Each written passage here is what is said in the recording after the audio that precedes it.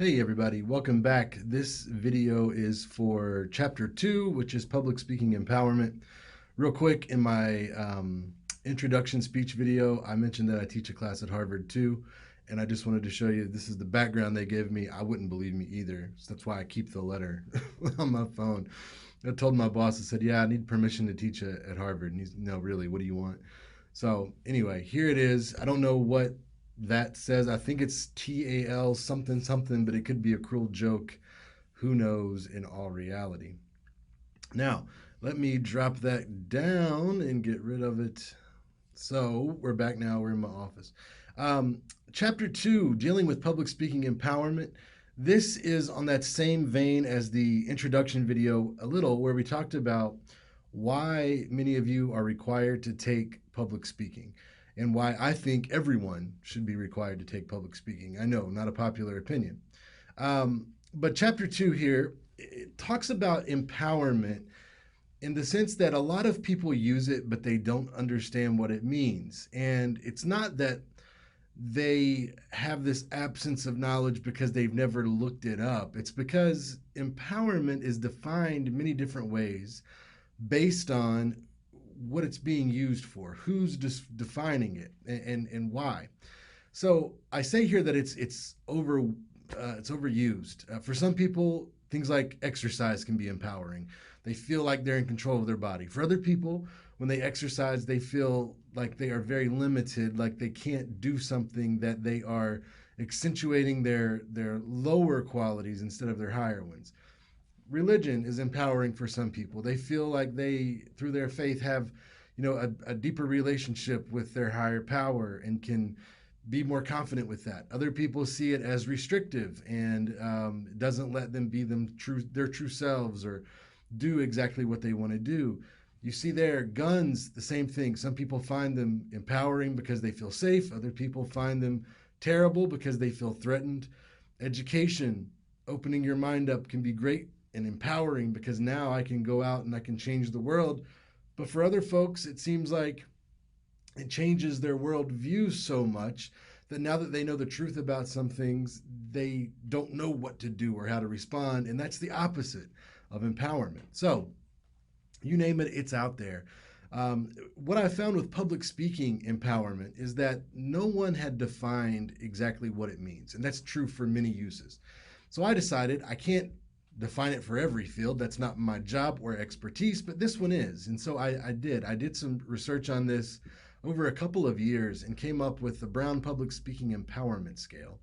That uses three different factors to measure how empowered a speaker feels.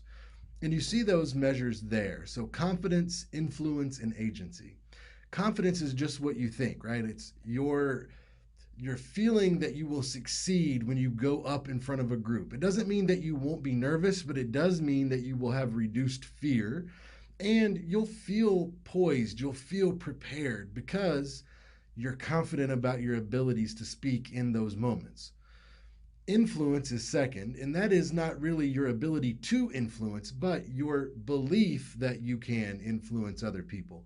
We all know that, and we'll get into this with persuasion, different people are influenced in different ways. Some people like logical arguments, some like emotional arguments, some are all about credibility of the speaker.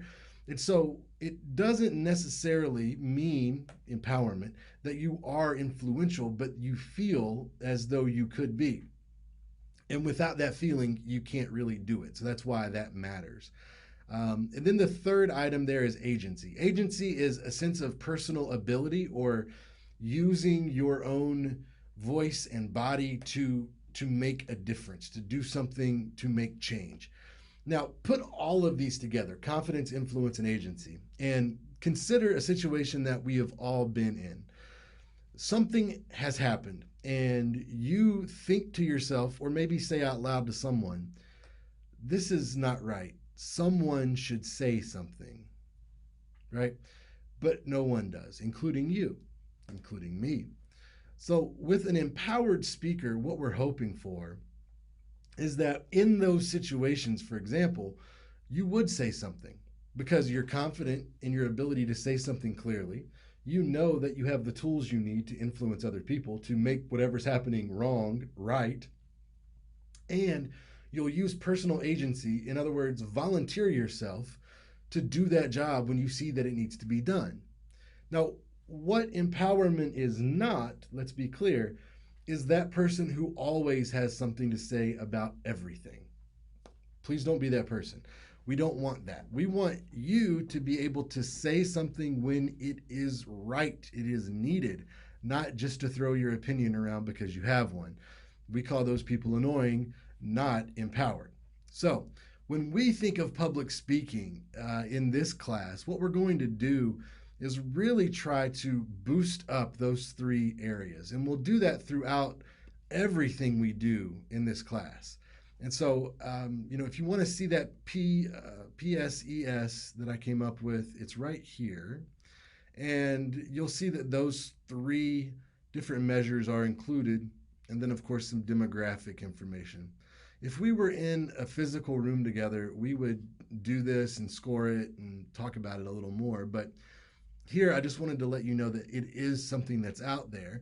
And being, or becoming rather, an empowered speaker is a great reason to take this class. But it's not the only one, there are others. So, what are those other reasons? Well, first of all, it's a natural thing that humans do. We use our voice to share our experiences and information. This goes back to the idea that humans are storytellers. Before we could write things or carve them onto tablets or papyrus or whatever we were using, we had oral communication. We would speak with other people. And I imagine if we are in a small group living somewhere in, ancient prehistoric times, and we needed to get to the river to get water, and it was a mile away. Well, if there are two paths that we could go to get to the water, we might try both. And when we came back, we would tell the others about our experience. Maybe one path was flat and dry and just a pleasant walk, while the other one was rugged and hilly and there were many dangers, wild animals or poisonous plants, whatever. When we come back and we tell the group what we've encountered, good or bad, then the group can learn, hey, maybe we should take the path that's a little easier or a lot easier, and that's how we should go get our water. Great, but what if we need to know the backup plan one day? That's what we will do. We'll tell other people, this is the way to go, but there is another option if you have to have it, but it's dangerous. And just saying that information was our current equivalent to writing it down and putting it out there so that everyone could use it and learn from it. But we had a smaller audience then, just people within our clan or group or tribe or whatever it was. So we use stories to share information. And when we formalized that a little bit and became rhetoric or public speaking, we saw the ancient Egyptians do this first. I mean, think about it. The ancient Egyptians had pharaohs, right? And pharaohs were seen as God incarnate. So it was this man god living on earth, or boy god in some cases. They had to convince the people that that was the way things were and that they should be treated better and differently than everyone.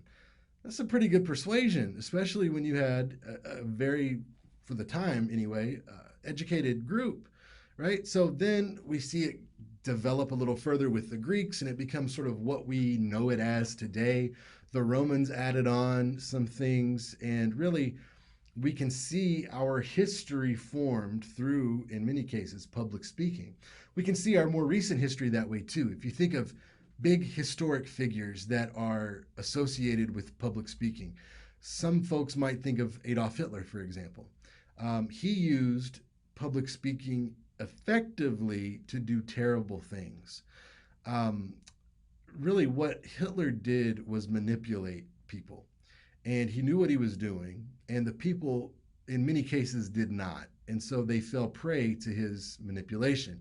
But he used public speaking in his style, especially fiery, dynamic, to connect with an audience and to take advantage of them. In fact, his whole move toward what he called the final solution, of course, the Holocaust, was through public speaking. He would promise people things and then come back and blame his failure to make that promise real on Jewish people specifically. He had other groups he targeted too, the LGBTQ community, other ethnic minorities in the region. And, he would blame these folks and demonize them, dehumanize them to the point where the people of Germany, many of them, ended up doing what we know from history. Dehumanization is a big deal in public speaking, especially. When we have leaders who use animal or insect terms for humans, it's a problem. It's hard to take the life of a human being, especially one that you maybe don't know personally or hasn't hurt you, doesn't pose a threat to you. But it's not hard to do that with like a cockroach and a rat. We've seen these things.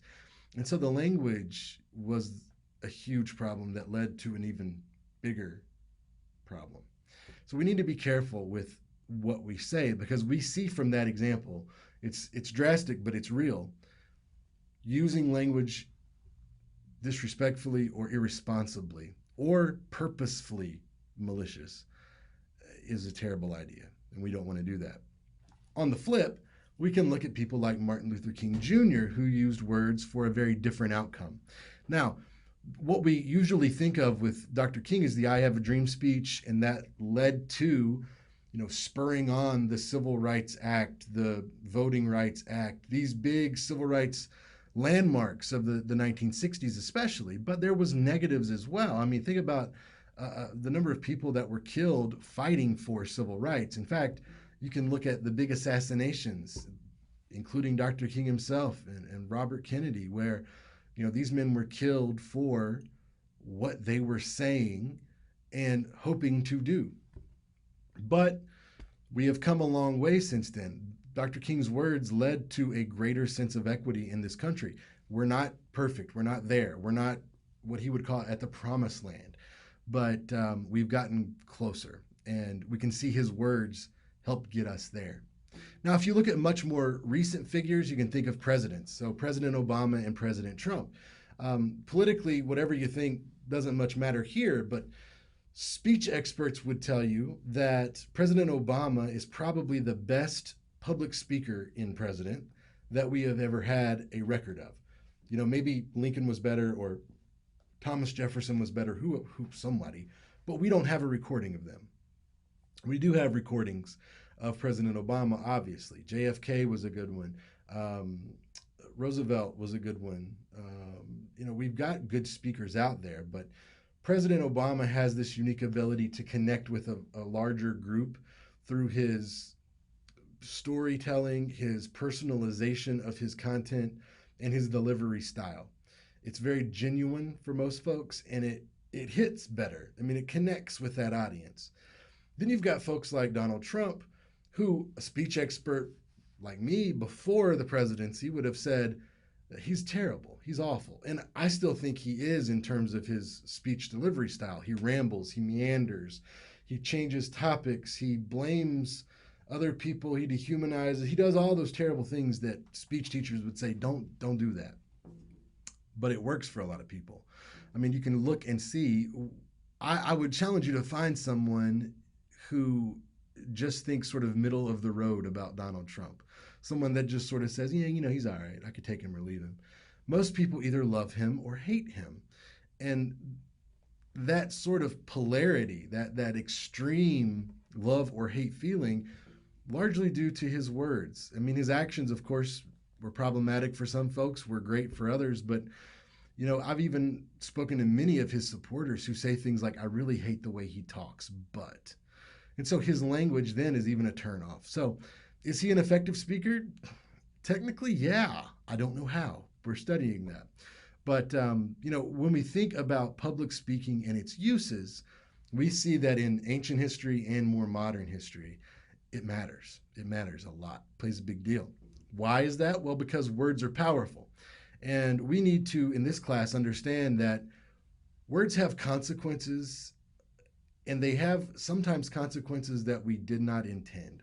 I know that you've done this before, But there are plenty of examples of things gone wrong, even in the most simple way possible.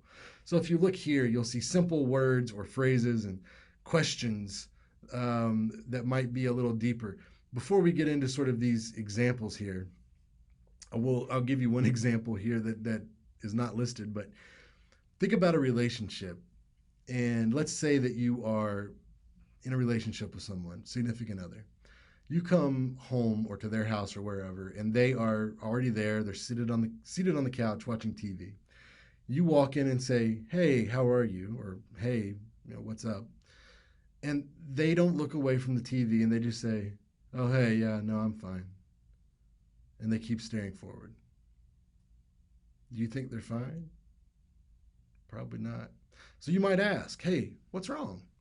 And you get a very simple answer. You already know what it is. Nothing. But think about how that could mean different things based on the way it's said. "Oh, nothing." Well, maybe nothing's really wrong. Or, nothing. Something's wrong and I want you to ask me about it. Or, nothing. Something's wrong and you did it.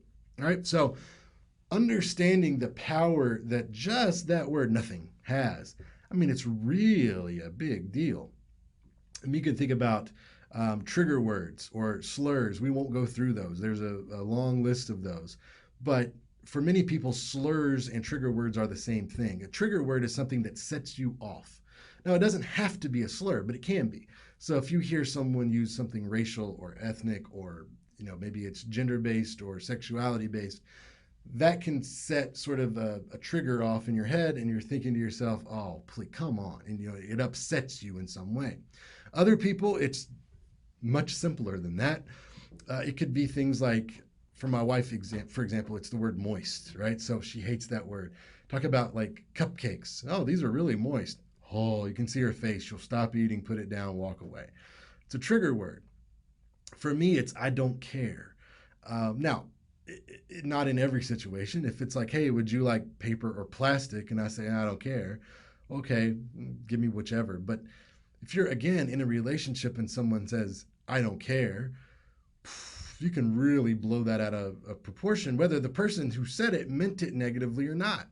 Case in point, I was dating a woman in college, and we're out riding around in my car. We're going to get some food and go to the movies, but we hadn't decided where we want to go yet. So as she gets in the car, small talk. "Hey, what's up? How you been?" "Good, good, good."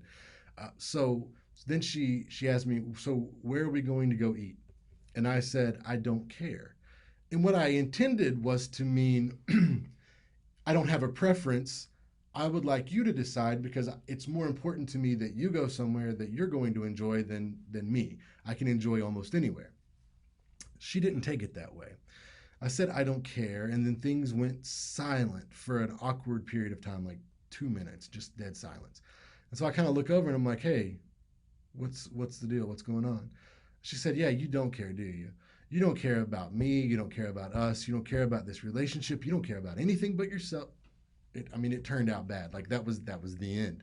So, that simple "I don't care," meant in a positive way, can go terribly wrong. So understand that it doesn't need to be a, a large amount of words to be powerful. Sometimes less is more. Now, we also know that words are powerful because Noam Chomsky, who is a really just well known scholar, tells us that words package points of view. And what that means is you can tell who someone is by what they say, not necessarily what they say they are, because a really bad person could say, "Oh no, I'm wonderful," and they aren't, or vice versa. A really good person could say, "Oh, I'm such a terrible person." No, you're not. You're a good person. But the way they talk about other things and other people and other ideas, that lets you know who they are. So, for example, racist people. In 2021, we have seen a resurgence of racism that is acted out, right? The Charlottesville March and Proud Boys, and all of these groups that are rebounding after being exiled for so long socially. But mainly, we don't need to see them carrying around tiki torches and chanting to know that they're a racist. We can just listen to the words they use. Whether that is a slur, that's a dead giveaway, or Is it the way that they speak about certain groups of people based on race or ethnicity?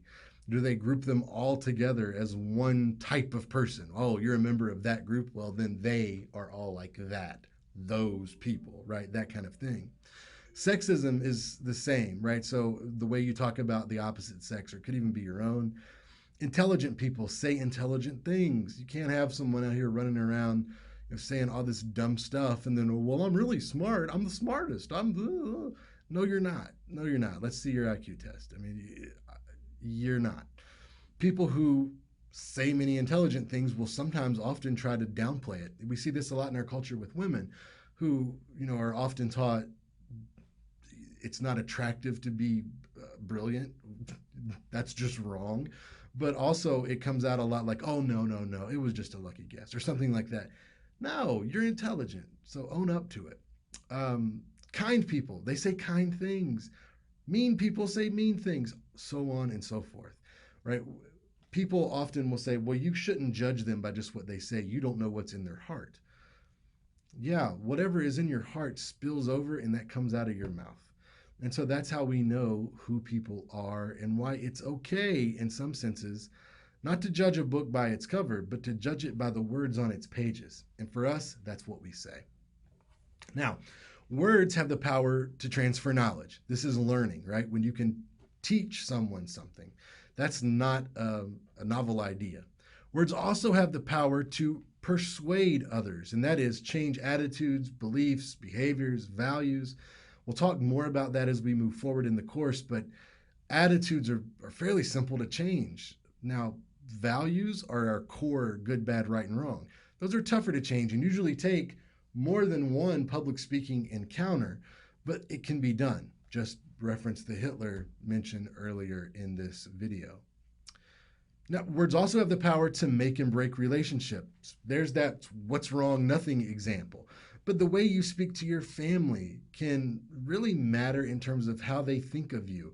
Maybe they'll still love you, but they won't like you very much, or they'll see you as someone different than what they once knew, for better or worse. Friendships, when I was in school, when I was in the university, college, I really thought that the friends I had then would be my friends forever. And some are, but not all. And it's just one of those things where people change. And when people change, their language changes. And when their language changes, that's when you know that they have changed. And sometimes things just kind of end, but it's all through the words we say that we know this. Romantic relationships are no different. It could be one of those quick things where you think, oh, they're so wonderful, and then you find out quickly they're not, or vice versa. You think they're and then you find out fairly quickly that they're pretty great. But it could be long-term too, right? People change over time. Their thinking changes, their speaking changes. We know they change. Things change. And last, relationships that are professional are also at the mercy of words. Saying the right thing at the right time to the right person could get you a promotion at work. But saying the wrong thing to the wrong person at the wrong time could get you an unemployment ticket, right? So we want to make sure that we understand we need to not guard our words in every moment and, sort of police ourselves in a very heavy-handed way. But we also need to be aware that words are powerful. They can and do improve or make terrible these relationships and this experience we call life. So we want to be aware of what we say, and we want to be thoughtful about what we say. Now, when you think public speaking, you probably think getting up and speaking in front of a large group of people. And while that is true in many cases, I don't want you to think that conversations haven't in some ways prepared you for public speaking, because they have. There are some strong similarities between public speaking and conversations, and there are some things that are dissimilar, right? Some differences. So the similarities list, you'll see there, logical organization of thought, adapting your message to your audience, telling a story for maximum impact, and adapting to feedback. Now, think about that for just a minute. In a conversation, your logical organization of thought matters. Because if someone asks you, what did you do this weekend? They, I think, are hoping that you will answer chronologically, right? So start with Friday afternoon and end with Sunday night. That's your weekend. Some folks can't do that, right? And they'll start with, well, Saturday, I went over to so and so's house and we hung out for a while, but then we ended up going over to this other person's house because we saw them the day before. And they said that Sunday they were going to go over to the lake. And so we went with them on Sunday. But first on Saturday when we went there, right, too much jumping around. That's not going to be good for your listener, your person that you're talking with. You need to be organized.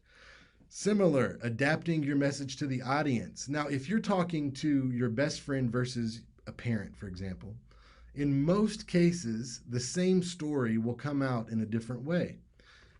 Let's say, because you wouldn't do this, but you probably have a friend that has, that your friend went out and had too much to drink and the next day felt just awful. And so they stayed in bed all day. Their best friend calls, said, hey, what's going on? Oh, I feel like I'm dying. Oh, what's wrong? Oh my God, I got so drunk last night. It was so awful. I think I threw up 17 times, blah, blah, blah. Right? Now, they're going to be truthful with that best friend. Not saying that we lie to our parents a lot, but we might change some things around. So if it is, hey, how you doing? It's your mom now. Oh, I don't feel very good at all. Oh no, what's wrong? I don't know. I started feeling bad last night and threw up quite a bit, and now I'm still feeling bad. Right? So, of all those things, you didn't really say anything that wasn't true. You just left out some details. And so you have adapted your message for your audience. Same, telling a story for maximum impact. What details of the story need to be included for one person or group to really connect versus another to really connect? So if it's, again, someone that you want to see, that you want them to see you in a positive way, you're going to accentuate the positive, the good things that you have done and the avoidance of the bad. Whereas someone who maybe is your best friend and you've got this same story about drinking too much and then getting sick, you can be a little more truthful because you're not so worried about the judgment of a best friend, ideally. In both cases, though, you adapt to feedback. All that means is that from the tone of voice the other person uses, the look on their face, maybe body language, that we'll talk about all that later, we might pull back in our story in the details, or we may go forward and allow more to come out. It depends on the other person's reaction. Now, all of those things have been said to tell you that public speaking, while we do all that in conversations, we do it all in public speaking, we just intensify it. It's sort of conversation on steroids, because logical organization, we're going to use an outline. It needs to be very logical and laid out. Adapting the message to the audience, we really need to know who this audience is so that we can target them as a group. We want to tell stories to gain attention. Probably don't need that with a smaller group or an individual. And we're going to adapt to feedback. So if you see the group start to get restless or look confused or whatever it might be, a good speaker with some training will be able to adapt and adjust to respond to that feedback. Now, there are some differences, and that's sort of what we got at already, but highly structured notions in public speaking, that's more important. Careful language choices, so vital. We, again, may not police our language when we're having normal everyday conversations in a very heavy way, but for public speaking situations, we really should. We want to make sure that we are using words that are going to accomplish our intended goals. And public speaking requires a focus on delivery, whereas a conversation with your best friend, who knows? You all do it different, but you may play a video game and never look up and have a really deep conversation. For all I know, it goes different ways for different folks. So the big takeaway here, conversations and public speaking aren't completely different, but public speaking is more formal than a conversation. What about ethics in public speaking? Well, you need to ask yourself before you do any public speaking, is this message ethical? And what that means is is this message going to harm someone in some way? And if it is going to harm someone in some way, it's less ethical, and it should be either rethought or avoided. So you need to be honest. You can be creative and you can make up stories as long as you don't tell us that they're true, but you need to be honest. If you say something really happened or happened to you, it needs to be a fact. If you give us statistics or other things that you consider facts, you need to be able to back them up. Not only be able to, but voluntarily do it. So cite that information, because that way, if it sounds questionable, we don't need to rely on you telling us the truth. We're relying now on the source you cited telling you the truth so that you could then tell us. And if it turns out to be wrong, we're not so mad at you. It was all about that source. Also, with ethics and public speaking, remember that you cannot attack other people. We're going to talk about fallacies later on in the semester, but fallacies are poor uses of logic, really, or lies that sound true is my sort of colloquial definition. But with this, it's okay to go after someone's position on something or their policy preference about getting something done. But you don't go after the person. You don't call them names. You don't insult them. Now, there's a fine line somewhere in there, because let's say that you are running for office, okay? And you're running for, let's say, mayor of Grand Rapids. And the person running against you has been convicted of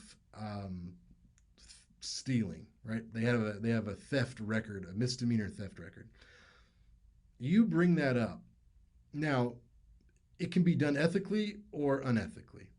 If the charge, the conviction, has something that can be related back to the topic at hand. Let's say you're talking about balancing the budget of Grand Rapids. Then you might bring up that your opponent has had questionable decision making in the past, especially with money, and you point out they were convicted of stealing at a certain time. That's not unethical. However, if you're talking about, how the city should respond to education, and you have a different plan than your opponent, and you say, my plan's obviously better because my opponent has been in jail for stealing before, that's not ethical, because it doesn't relate back to, it doesn't apply to what's being discussed. And so you'll want to make sure that you're trying your best and doing a good job of it to stay ethical. We do have free speech, but we need to know that we don't have consequence-free speech. So you can say near everything or anything you want, but that doesn't make it right? The right to free speech doesn't mean it's right to speak freely all the time. And we want to make sure that we sort of see that line ethically, not so much legally. Last, avoid plagiarism of all types. That is unethical, of course, if you take someone else's words and don't give them credit. Now, I have always been at a loss for why students, especially college students, plagiarize so much. And it happens, right? Why are you plagiarizing when you've done the work to find the quote? You found what you wanted it to say. So all you need to do is put quotation marks around it and give someone credit for it. What is the problem there? So when you think about being ethical, always make sure that you're really thinking about avoiding plagiarism, avoiding attacking people just to do it, and that you're being honest with them. Now, last thing I want to talk about briefly here is that there are different types of speeches, and we're going to do some very specific speaking. So you may really only have 3 reasons to ever give a speech: to be informative, to be persuasive, or to entertain people. We're going to do informative and persuasive. And honestly, they usually cross boundaries a little bit. We might call that like a semi-permeable boundary. They flow into one another. Every persuasive speech has an element of informative speaking to it, because you need to give someone some facts before you can then try to steer them in a direction. However, informative speaking should not be persuasive. That should just be, as much as possible, you teaching someone. But let's face it, simply choosing a topic and then speaking on it persuades people excuse me, to think this topic is important enough that it garners its own speech. So we are sort of naturally and automatically persuasive, but we want to try to not do that as much as we can. Now, when it comes to delivery styles, we're going to use extemporaneous. So, manuscript is reading it. You will not pass this class if you read your speeches. Not going to happen. So, go ahead and get that out of your mind now. We'll talk about practicing and notes. You can use notes. Please use notes. But don't read things verbatim. That's not a speech. That's not what this is. Memory is another type of speech where you memorize everything and you don't use notes. Don't do that either. Again, use notes. Impromptu speaking is when you would speak off the cuff. So you would go somewhere and then suddenly they would say, hey, say a few words about the thing. And without preparation, you would come up and speak. And then extemporaneous is speaking in a way that has preparation, but it sounds as though it's not well prepared. And I don't mean sloppy, not well prepared. I mean, think about an expert. Think about like Albert Einstein. You know, if someone had asked him, could you give us a 10-minute talk on physics? Of course he can. He didn't need to look at notes. He just knew it because he was an expert in the field. You should appear to be that competent, right? So you're going to have practiced and found your sources and you've got all the information so that you can just start talking, but you're going to have those notes so you can look down and make sure you're covering what you need to cover. Okay, the last thing I'll say here is the specific purpose is something that we'll talk about as we move forward, but you're always going to want to answer these questions. What is your goal? Not to pass the class, but is it to inform or persuade? Who's your audience? Yes, it is college students, but think about what we can take away from the knowledge that everyone in our class is a student right now. They have many things in common. We're very different people, but we have a set of commonalities, and we need to really know those so that we can target them. Then you need to answer, what does that audience want and need to know? That's the stuff that you can't leave out, the stuff that really has to go in because it helps you reach your goal, and maybe what they already know. That will help you avoid adding in too much and being repetitive, but it will also tell you how much you should adapt your language. So if you're speaking to experts and you can speak sort of the jargon of that field, you should use the jargon if it is a room full of experts. But if it's not, avoid the jargon. That way everyone can understand you because clarity is key.